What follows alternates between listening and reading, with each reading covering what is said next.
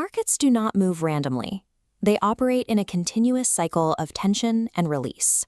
Like a glacier building mass before fracturing into the ocean, price action constantly shifts between quiet balance and extreme structural imbalance. We call this phase of equilibrium either accumulation or distribution. During this time, buying and selling pressure are temporarily matched. You will see price moving sideways, oscillating within a tight horizontal range as buyers and sellers compete for dominance. This candlestick chart shows price trading in a flat, tight horizontal range. At a specific threshold, one side completely overpowers the other. Price erupts upward, breaking the equilibrium and introducing a severe structural imbalance. This aggressive move is the direct result of institutional order flow, large-scale buying or selling that the current market balance cannot absorb. By identifying these specific phases of expansion, we can locate the exact origins of market direction. This allows us to move away from reacting to noise and start tracking the actual concentration of volume. These rapid price departures leave a measurable footprint on the chart. We call these highlighted origins supply and demand zones. These rectangles mark the literal origin points of the imbalance, where unfilled institutional block orders often remain, waiting for price to return. Traditional support and resistance lines are often just historical price boundaries. They lack the specific order depth that defines these dynamic, order-rich zones. Identifying these true supply and demand zones is the first step towards trading alongside institutional flow, rather than providing the liquidity for it. Retail traders often struggle because standard support and resistance levels frequently function as engineered liquidity traps. On this Nifty 50 chart, we see a clear horizontal support line. Price suddenly drops and pierces through this established level. This breakdown triggers a predictable reaction. Retail traders, fearing they will miss the move, begin mass short selling as the support line fails. However, large institutions require massive amounts of counterparty liquidity to execute their positions without shifting the price against themselves. Institutions use the break of support to generate that liquidity. They absorb those retail sell orders to fill their own massive long positions. Once the orders are filled, price immediately rockets upward. A valid stop-loss placement is not based on the retail support line.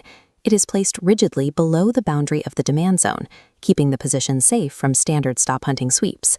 When you trade based on obvious retail levels, you aren't trading the market's intent. You are providing the liquidity that institutions need to execute their own. Simply drawing boxes on a chart is not a strategy. Every supply and demand zone must be verified through a mechanical grading system. The first criterion for a high probability zone is time at level. Compare these two zones. On the left, price forms a single candle and drops violently. This minimal time spent at the level indicates total institutional dominance. On the right, price chops sideways for several candles before finally moving. Prolonged sideways movement suggests a balance between buyers and sellers. This results in a weak zone because there is no clear evidence of a significant institutional imbalance. The second crucial criterion is departure velocity. Look at how price leaves the area. The left shows giant consecutive momentum candles. This velocity demonstrates extreme conviction. The right shows small, overlapping candles slowly drifting away from the origin. Small overlapping candles indicate a lack of conviction. These zones are dangerous to trade because they don't represent a clean sweep of the available liquidity.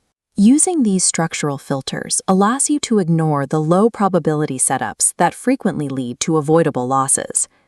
The final filter in the validation process is retest frequency.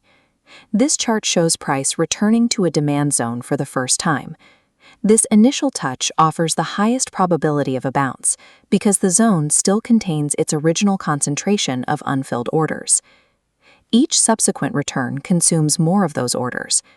As the liquidity at the level is exhausted, the bounces become weaker until price eventually crashes through the level entirely.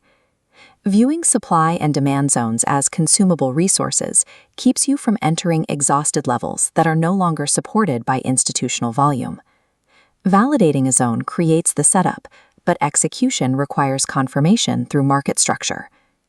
On this Bank Nifty chart, a sharp bearish drop transitions into a tight horizontal consolidation range.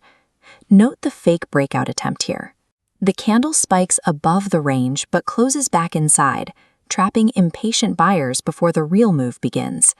As the price continues to move within the range, it begins forming structurally higher lows. This indicates that buyers are aggressively absorbing the selling pressure at higher prices. Following a 3 inside-up pattern, a final downward push is rejected, resulting in a clear hammer candle. The long wick shows that the downward momentum has been completely neutralized. The entry is executed at the close of a candle, with the stop loss positioned beneath the wick. This aligns the trade with the confirmed structural shift.